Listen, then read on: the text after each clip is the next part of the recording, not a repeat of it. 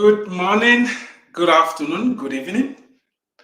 Whatever time of the day you're watching this broadcast, this is Dr. Eric Tangumonkem with iemapproach, where we inspire, equip, and motivate people to discover God's great potential in them, develop that potential, and deploy the potential.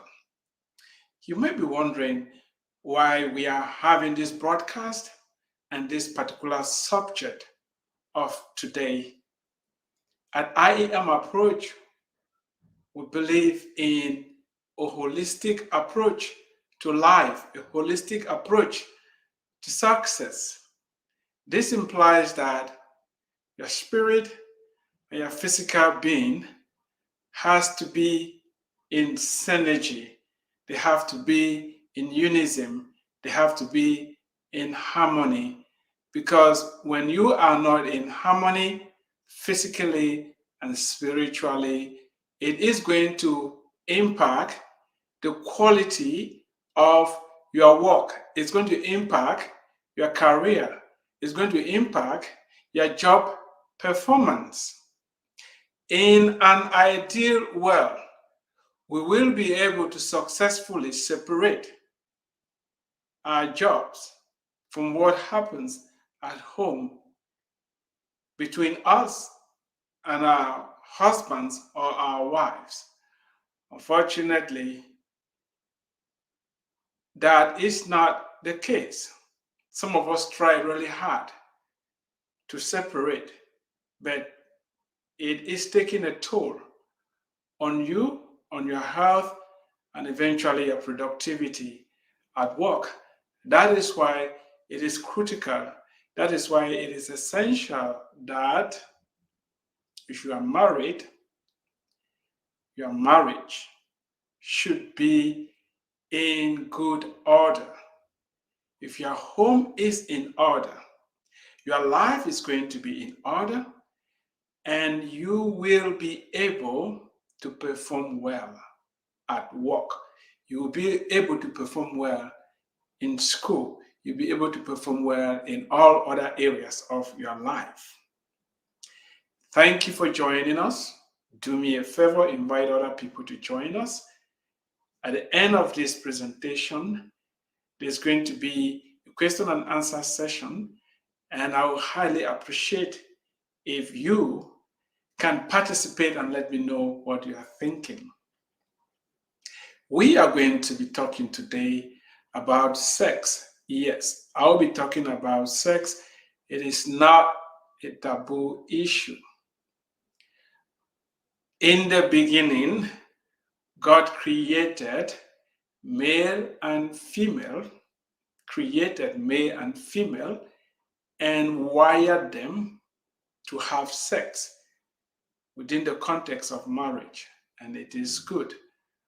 We're going to be talking about a few things, and before we get into it, I want you to remember this is part of a series that I have been having highlighting the importance of exercise in the life of husbands and wives, the importance of exercise in marriages. I don't know if you've tried exercise in your marriage. If you haven't, please, I'm here to strongly suggest that you incorporate exercise in your marriage. It is very, very important, as you're going to see. In the beginning, I said there are three parts to every successful marriage, or some can liken it to 3 legs to every marriage. And that is sex, money, and communication. Sex, money, and communication. I and my wife, or my wife and I, decided to add a 4th leg, and that is the leg of exercise. We are proposing, after more than 10 years of exercising together, yes, we exercise together 5 days a week. we do the same exercise activity, and in our case is running. We run together at the same time, 5 days a week, averaging 30 miles a week. And we realize that activity over the years profoundly impacted our marriage and the quality of our lives. And it dawned on us that we can share with other couples and encourage them to incorporate exercise in their life. And that is why we wrote this book, Enhance Your Marriage: The Surprising Benefits of Exercising as Husbands and Wife. And I've been going through the book chapter by chapter, sharing the message as is in the book with you as well. I strongly encourage you to grab a copy, not just for yourself, but for some other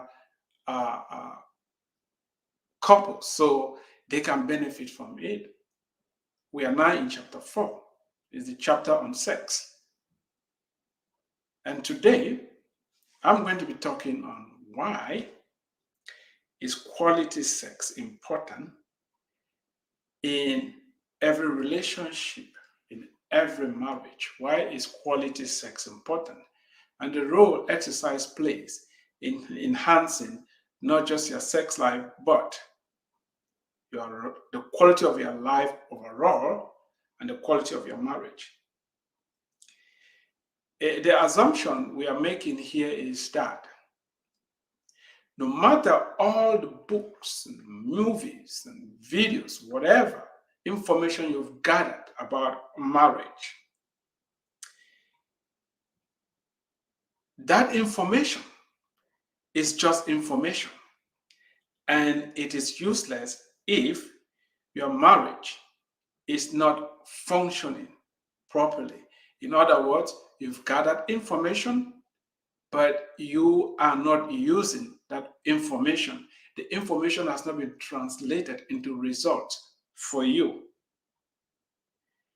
It is important to learn about sex and how to perform well sexually. It's not just going to happen.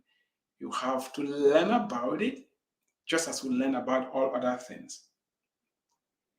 And it is very, very important because of the benefits that is going to come into your relationship.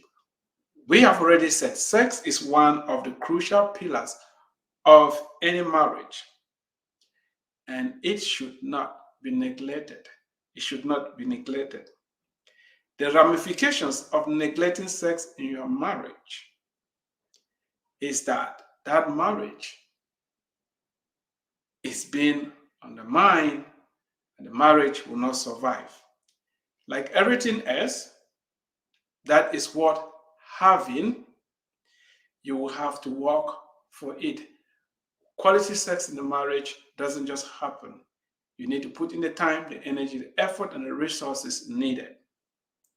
Now is the time for you to invest in what is needed to take your sex life to the next level. And I'm here to propose that incorporating exercise in your life is going to bring all the changes that you need. Now, I have a question for you. How is your sex life? How are you doing? When was the last time you had good quality sex with your husband or wife? And here again, my presentation is for married couples. It's for husbands and wives. I said in the beginning, God created them male and female. If you have any questions, let me know.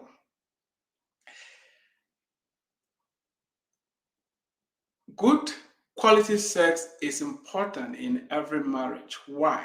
Because the temperature of every marriage can be measured by the quality of the couple's sex life. You can know how well that marriage is doing by the quality. I'm not just talking about the quantity, but by the quality of their sex life. I say this because sex is more than the physical act of mating, it takes a lot for good sex to happen. It goes beyond the physical act of coupling. Quality sex requires what? Emotional, mental, and psychological well-being, without which the husband and wife will just be going through the motions. Some of you know what I'm talking about. You just go through the motions, but you are not involved. You are not part of it. You're not enjoying it. It doesn't make any sense. Unfortunately, a dull and unfulfilling sex life creates serious problems in the marriage and has the potential of disintegrating that marriage. Some people solve this problem of a dull and unsatisfying sex life by looking out of their marriage. They commit adultery. Either the man or the woman, they say, oh, my husband is not meeting my needs. I'm going to go out there and meet the needs with some other man. Or the man says, my wife is not meeting my needs. I'm going to go out there and meet them with some other person. Now remember this.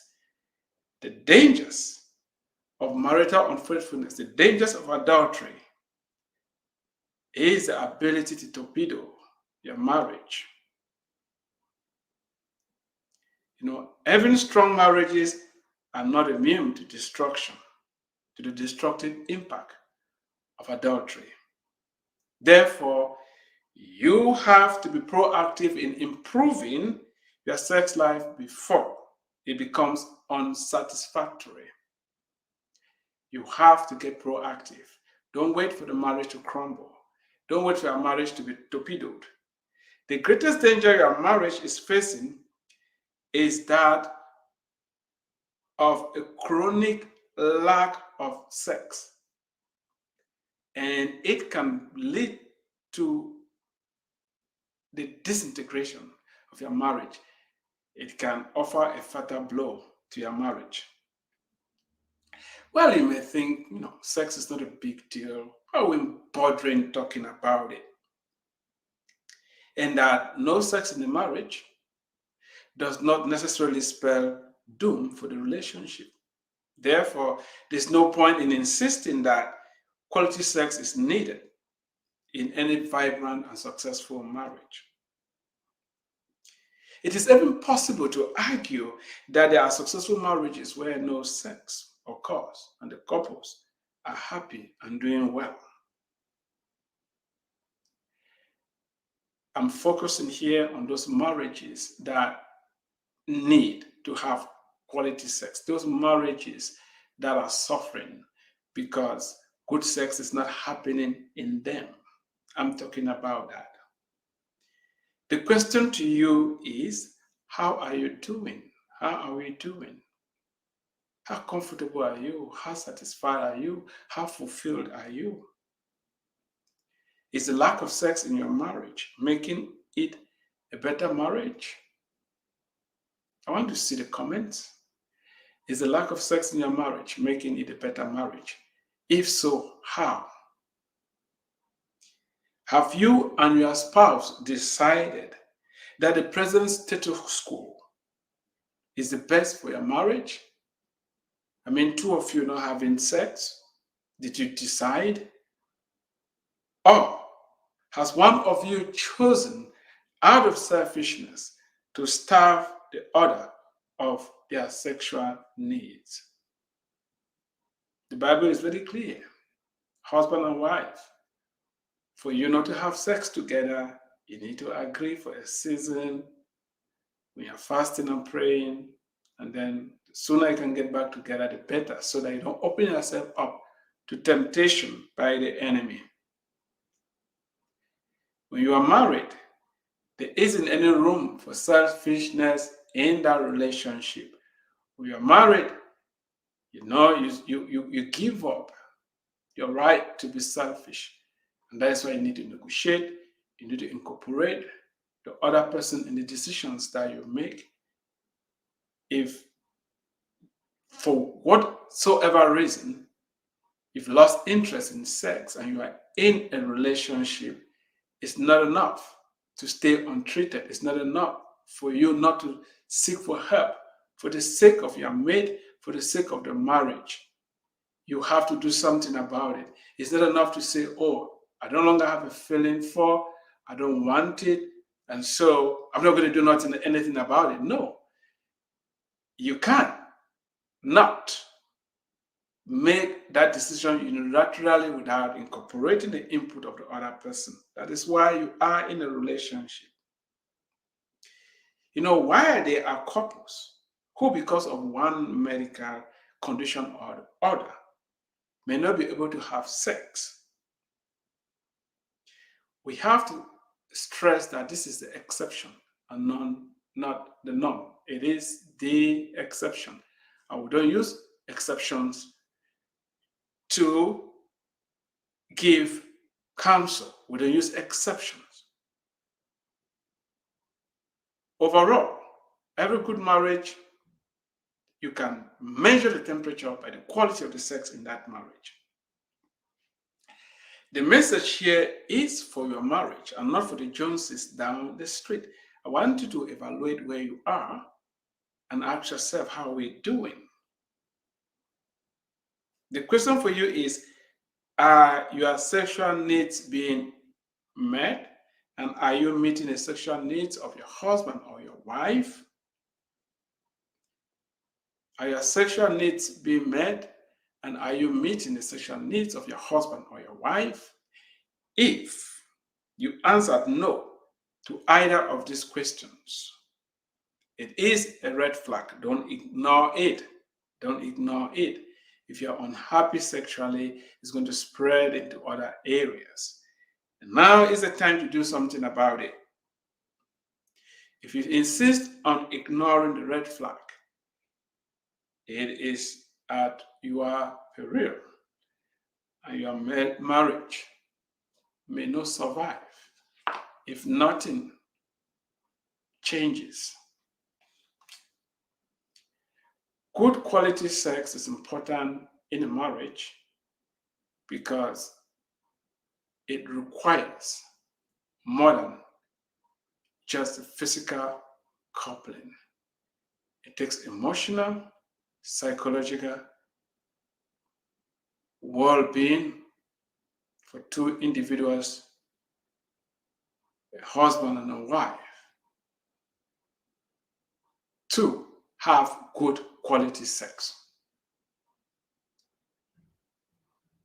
And that is why it's so important what you eat and how you exercise. Because as we're going to see next time, some of the causes of sexual dysfunction in marriages is directly tied to how the couples eat and their level of physical activity.